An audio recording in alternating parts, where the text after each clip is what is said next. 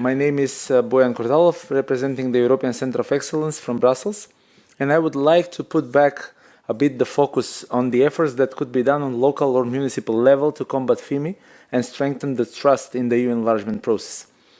So the danger and FIMI reality was completely presented by the panelists, and I fully agree with the researchers, and I think they're really timely and important to know how to proceed further, because this threat is real and dangerous, not just the EU enlargement process, but also the lives of the citizens in the country and in the Western Balkans, as well as in all candidate countries.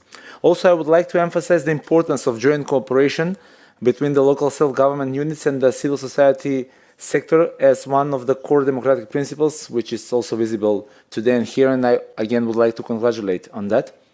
So my central question is, would be actually, what is the antidote of this information and how to counter FIMI? I would just add three, according to me, three out of many very important things to do, but let's start with number one, is the trust in institutions, especially. If there is no trust in institutions, and if politics interferes in institutions, like we have seen many times in North Macedonia, but also in the candidate countries, if it is politicizing the municipalities and targeting its independence, disinformation and FIMI have a productive space to grow. That's the basis.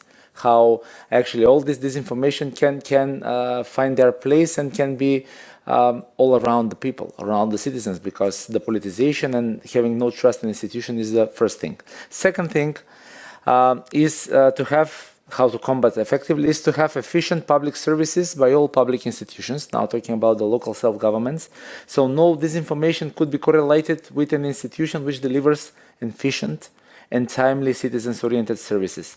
I would emphasize, especially today, the role of the digitalization processes and the AI-based tools which citizens already use, but I'm afraid that the institutions are not following the process. We can see, when we talk about North Macedonia, we can see the progress have been done in the past years, but still the pace should be really faster, because it's interest of the citizens at the end of the day, of the municipalities, which means also interest of the whole Europe.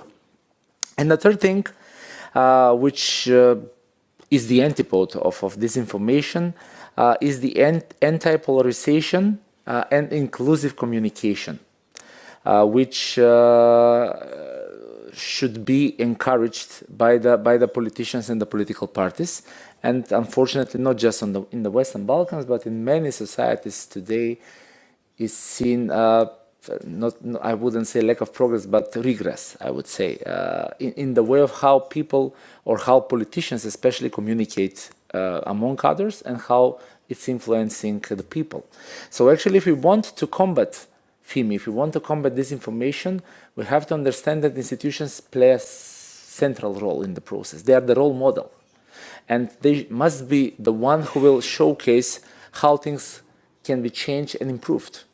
Otherwise, if we see institutions which just showcase the other side, or how shouldn't be, what we can expect from part of the citizens and how to act.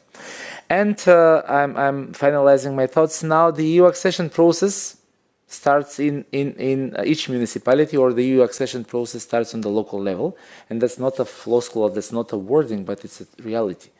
If people have the first impression that their municipalities are oriented towards the EU accession, have the benefits from the EU funds, know how to communicate the cooperation and the grants they receive from the EU assistance, then the EU integration process wouldn't be such polarized and wouldn't be such affected from the disinformation, although, of course, they will try to find a way.